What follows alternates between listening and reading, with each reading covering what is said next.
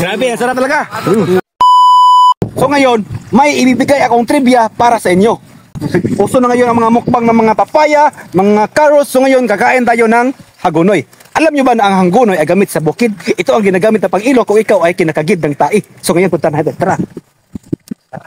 Ito ang hagonoy. Ito ang pinakamasarap na pagkain dito sa bukid. Tara. Mamaya na. Ngayon tayo sa babaw kakain. Pwede rin ito pang-ilo, pwede rin pa ito pang trapo. Tara. Tara.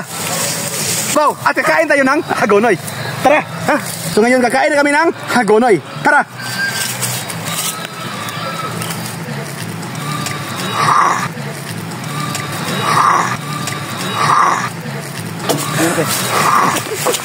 Sobrang sarap.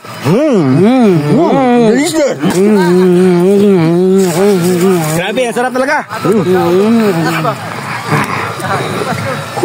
So ngayon na, nalalaman nyo na nga hindi lang pang ilo ang hagonoy, pwede rin siya pagkain kung magnigo kung sa nga wala kayong kinakain. That's for today's video. See you next time.